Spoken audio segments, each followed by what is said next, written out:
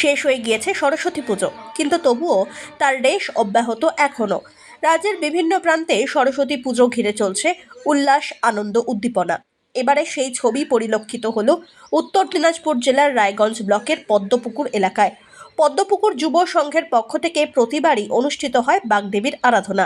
জমজমাটভাবে সেখানে সরস্বতী পুজোর আয়োজন করা হয়। এবারেও একই ছবি লক্ষ্য করা গেল। সরস্বতী পুজো উপলক্ষে আয়োজন করা হয় এক বর্ণাঢ্য সাংস্কৃতিক অনুষ্ঠানের। জমকালো এই সাংস্কৃতিক অনুষ্ঠানে বেশিরভাগই শিশু শিল্পীরা তাদের প্রতিভা প্রদর্শন করে। উদ্যোক্তা সুদীপ্ত চন্দ জানিয়েছেন, এলাকাটি একেবারেই গ্রামাঞ্চল। এখানে বাড়িতে মা দিদিমারা গৃহস্থালির কাজে ব্যস্ত থাকেন, তাই তাদের কিছুটা আনন্দ দিতেই এই আয়োজন।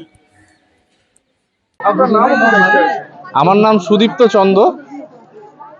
আমার সবাই জয় বলে আমাকে চেনে। কি দায়িত্ব আছে? দায়িত্ব বলতে এখানে পদ্মপুকুর যুব সংঘ যে আছে তার একজন সদস্য আমি। আজকে আপনাদের এখানে কি কর্মসূচি? আজকে এখানে আমাদের সরস্বতী পুজোকে উপলক্ষ করে আমরা একটা সাংস্কৃতিক অনুষ্ঠানের আয়োজন করেছি। এখানে সব থেকে বয়োজ্যেষ্ঠ হয়তো আমি, বাদবাকি আছে সবাই আর কি ছোট আমার থেকে। চিন্তাভাবনাটা ওদের একটা চিন্তাভাবনা যে আমরা এখানে বসবাস করছি, এখানে একটা গ্রাম, এটা গ্রামের পরিবেশে আমাদের এত বড় অনুষ্ঠান এর আগে কখনো হয়নি। আমরা চেয়েছি আমাদের যে গ্রামের মানুষরা আছে তাদেরকে, আমাদের গ্রামের যে সমাজটা আছে তাদেরকে একটা আনন্দ। দেখুন, গ্রামের যে মা বোনেরা আছে তারা তো সবসময় গৃহস্থালির কাজকর্মেই ব্যস্ত থাকে, তাদের তো এন্টারটেনমেন্টের জন্য আলাদা করে কোনো কিছু হয় না।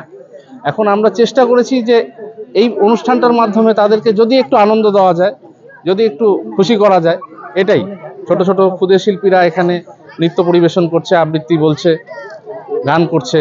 তাদেরকে উৎসাহ দিয়ে, তাদেরকে উৎসাহ প্রদানের মাধ্যমে আমরা ভবিষ্যতে যেন ওরা এই জিনিসগুলো, এই সাংস্কৃতিক কালচারগুলো যেন ওরা ওদের মধ্যে গ্রো করে এবং এগুলো নিয়ে যেন ওরা বড় হয়ে ওঠে, এটাই আমাদের উদ্দেশ্য।